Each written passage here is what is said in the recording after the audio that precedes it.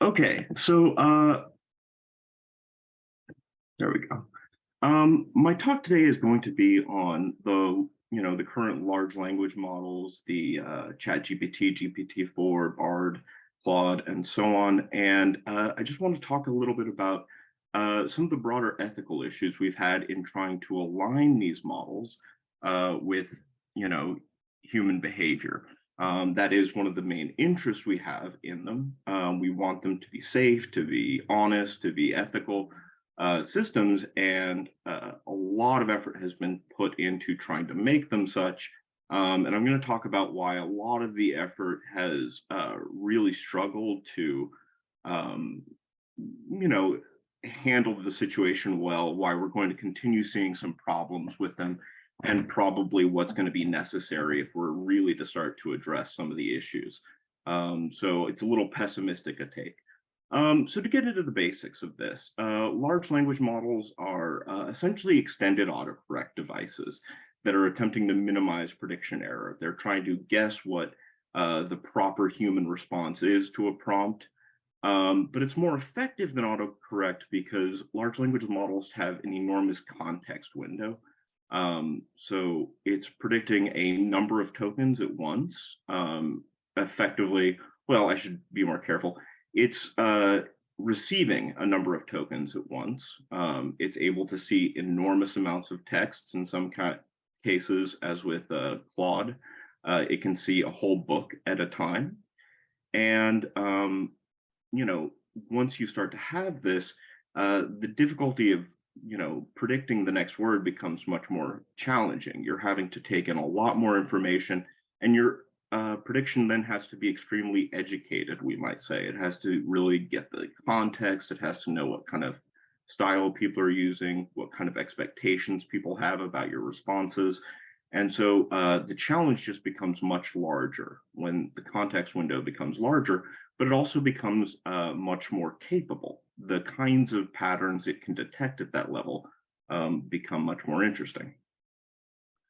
Uh, the second thing is as these models, um, have increased in size and depth, we would say, they're able to pick up much higher levels of abstraction. We're not able just to, kind of predict surface level predictions about what word is next, but also, predictions about how to solve various problems. And so we've seen success on a host of different things, analogies.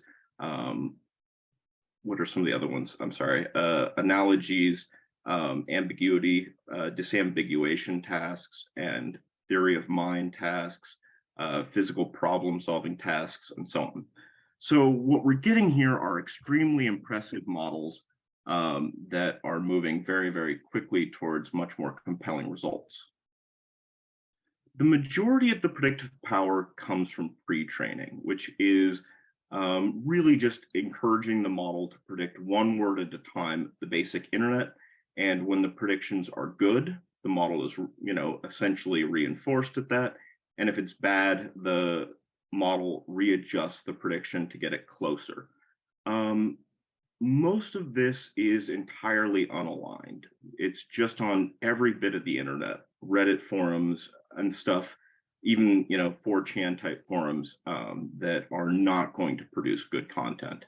And one of the difficulties we found is that just training on the ethical content actually doesn't seem to help much. It actually makes it harder to align the model later. So you kind of have to know the bad stuff in order to avoid the bad stuff. So the result of a pre-trained model is usually a pretty toxic and dangerous system on its own.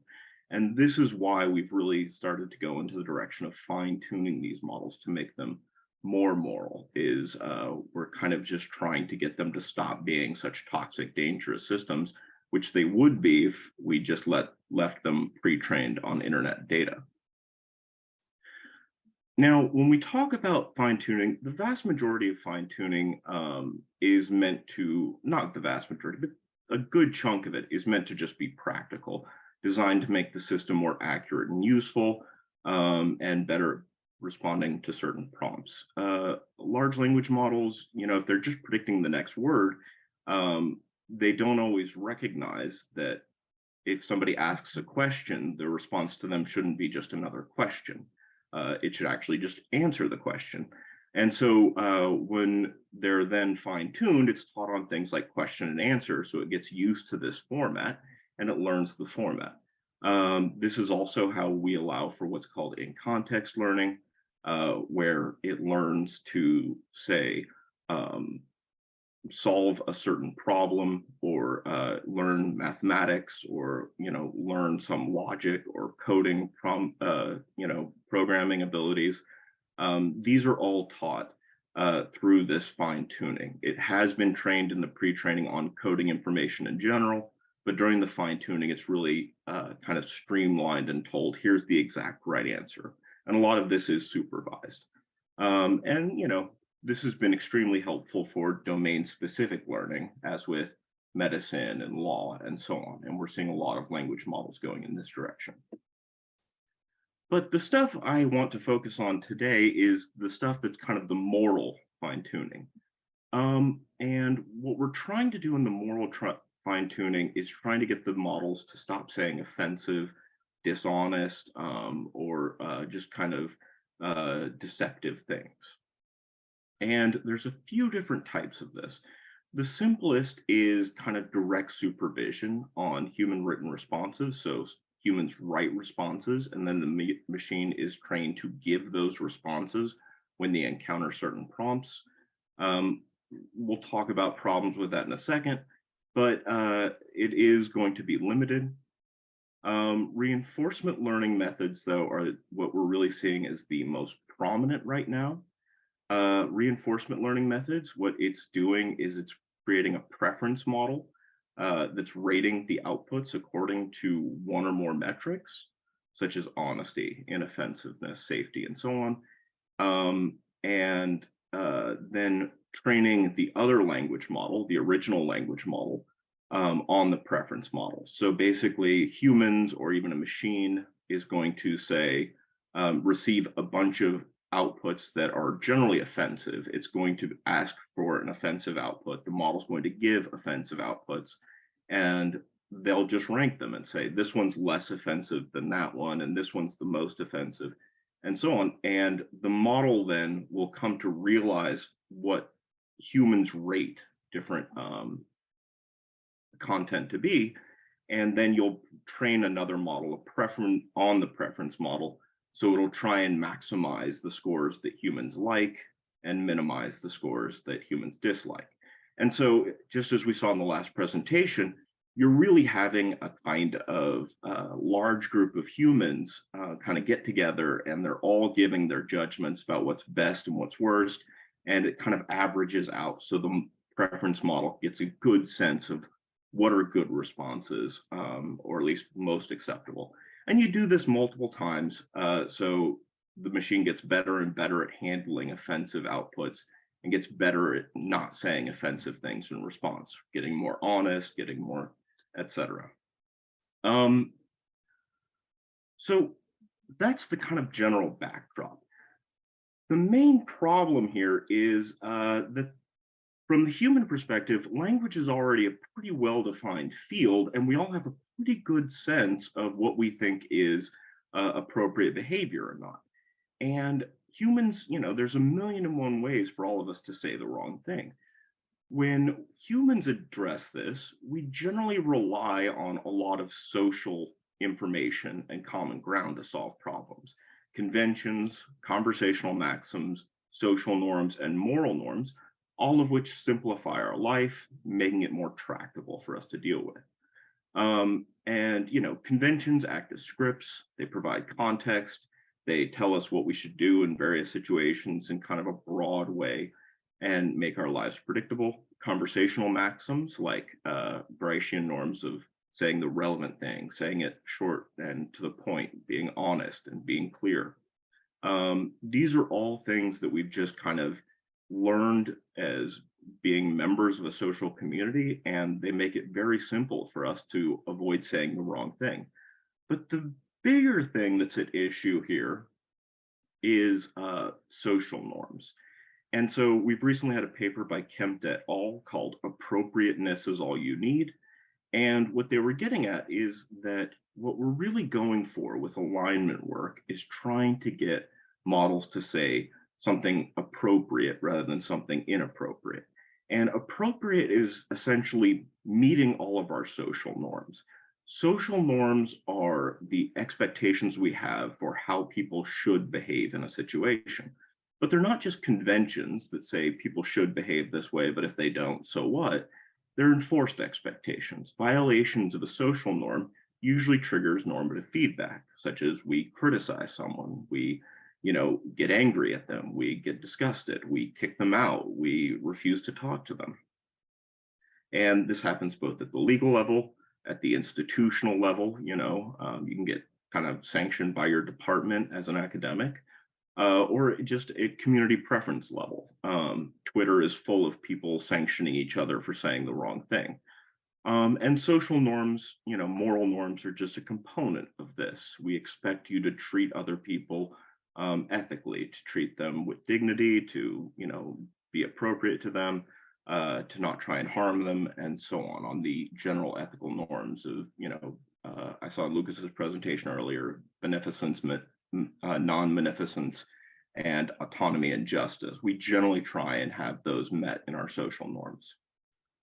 So this gives us a kind of starting point to evaluate what language models need to do. What pre-training does for the model is it really does solve a lot of the convention issues and the conversational maxim issues, at least in the broader sense. Because the model is trained on real human languages, data on real conversations people are having, and as a result of this, it's going to pick up on a lot of the conventional ways we address each other, we solve problems, we discuss things, and so on. And at least, insofar as humans generally conform to Gracian maxims, we try and be honest and say relevant things and be, clear. The model should pick up on a lot of that as well. But of course, there's plenty of conventions that are different in different communities. The conventions appropriate to 4chan are very different than the conventions appropriate to, say, forum on the Steam page for a video game. And so you should expect in some cases people to be very polite, appropriate, and helpful, and in others for them just to be trolls. And so we need to also engage in more than pre-training to make sure it doesn't repeat some of the worst behavior. So discussing briefly practical fine-tuning. The goal of this, and this is obviously, I already discussed that, I'll skip to it. The problems with supervised learning for moral training is that this is an extremely time-consuming and laborious process that's extremely difficult to generalize. At the beginning, when these models were first designed, there was a lot of attempts to kind of have small groups of really educated moderators who would come in and kind of rank results and, kind of try and tell the machine to say these things in certain circumstances and so on. And it is problematic for a number of reasons. One, there's strong normative assumptions. This was sometimes, like they were explicitly told what you should say. The machine would then kind of make a specific response rather than just kind of generate creative, novel, or more common responses. And so you ended up with a lot of focus group responses to questions, or a lot of responses that were designed just to shut down conversations. I had a conversation with BlenderBot, Facebook's old conversational agent, where I said I was feeling down because of the weather. And it said, I'm not allowed to discuss mental health issues. And I was like, all right, fine. But, like that kind of thing is something that people really tried to put in place using supervised learning. But it's just, it doesn't scale. It's not a realistic option. So what we've really had instead is a lot of work on this reinforcement learning. What reinforcement learning does well is it allows people to really just provide a simple ranking. Just say, this response is a 10 out of 10, this one's a 1 out of 10. that's all the human annotator needs to do. It just needs to say how good it is relative to the other responses given. Um, but the problem with this is it's not designed necessarily to give the right response because, as we saw in the last presentation, this is highly multidimensional. People are having to evaluate it on honesty, consistency, politeness, appropriateness, whether it's talking about conversations that shouldn't be talking about, and a million other different things, including things like just, do I like what it's saying? Is it clear? Is it explaining things correctly? And the real problem here is that reinforcement learning is not trying to get a perfect result. It's really just trying to push people away from the edges. It's trying to push the model away from problematic results. And so a lot of what's happening there is to try and get the model just not to talk about certain things or to say things in very kind of um, simple, almost, sterile ways. And you can see this in part from Anthropic, which is a company that's really specializing in ethical aligned AI. They came up with a constitution. So the model would use these to decide what's the best response so they could actually automate it. You didn't even need human feedback. And as you can see, the way the model was trained was really to try and um, you know, move away from certain responses, choose responses that tried to satisfy a whole host of different conditions at once, or at least, a whole host of conditions in each step, and ones that really were trading off a bunch of values. And so the best way for the model to be maximally useful is just to shut down certain conversations, shut off certain topics, and to try and say kind of very sterile things to kind of satisfy the most people. Um, and so obviously this has a lot of problems. Um, one of which, though, is this is not normative feedback, despite the fact that it looks like it. What these are trying to do is just trying to reward good responses. They're not actually trying to provide critical responses where they say, you're saying something wrong. And for this reason, it's very different than human feedback. When we criticize other people, we make explicit what they did wrong. We tell them, you shouldn't have said that. Um, Reinforcement learning is primarily designed to say what the model is doing right, or at least to reinforce it for doing things right. But this does make it difficult for the model to recognize what are the things that I shouldn't say, why shouldn't I say them, what are the problems here. It knows what its preference is so that people want it to say, but it doesn't know why people don't want it to say a bunch of other things. And this does lead to the jailbreaking problem. People are able to trick the models because the models don't have a reason not to say certain responses. They just know they would be, humans would prefer they not say those responses and would say something else. And this also has some important considerations. Part of the whole point of normative feedback among humans is we are trying to align people not just to the social norms in general, but we're trying also to make them better people as a result. And so because this isn't really normative feedback, but only kind of a reinforcement of saying the right thing, it's kind of missing some of the point of punishment in human level stuff. When we punish someone, we're trying to make a criticism about their personhood or their character. We're saying, that's not something you should say. And if you say it again, people are going to judge you. I'm going to judge you. I'm not going to talk to you anymore, etc. And so we try and encourage people to good behavior by threatening their reputation. And that works very effectively. Humans are extremely effective at, protecting their reputation, and as a result, becoming more honest, more consistent, more capable. This is missing in these models. They don't have any incentive to be honest or consistent or have integrity or any of that. And this is another reason jailbreaking is pervasive. It doesn't realize there's a problem with one moment saying, It's never okay to say a bad word, and then the next moment saying, sure, now that you've tricked me, I'll say a bunch of bad words. It doesn't grasp that those two thoughts are related, unless the context window can hold them both in memory at once. But even then, it's still very easy to trick the system. So let me conclude with a couple of kind of common but problematic excuses people have about large language models. One of which is that people are often saying in the alignment community, well, look, we're just trying to align these models so they conform to our norms. It's worth noting this is just different. Norms are not the same as conventions. They're not just something we expect people to conform to. They're enforced conventions. Violations are taken as defects, and so we punish people for them. So conforming to norms is necessary, but it's insufficient. We expect people to be bound to norms. As Kant put it, there's a huge difference between conforming to a law and acting on the concept of the law. We're expecting large language models to do the latter, to recognize the norm, recognize that violating the norm would be a problem, and therefore not doing so.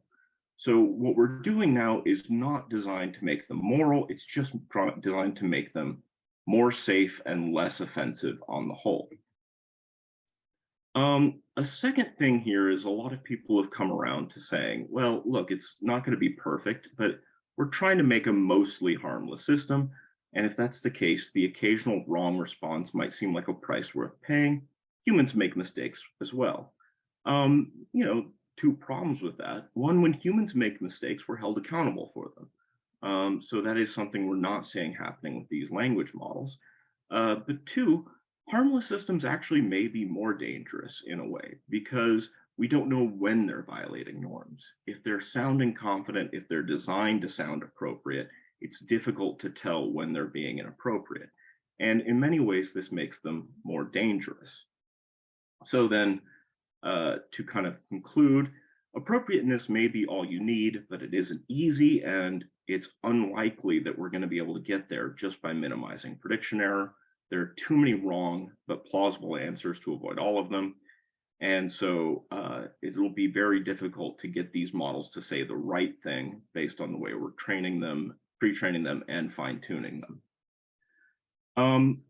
And then a second thing, one of the challenges we're going to really be struggling with these models is the fact that inappropriate humans are not relied upon.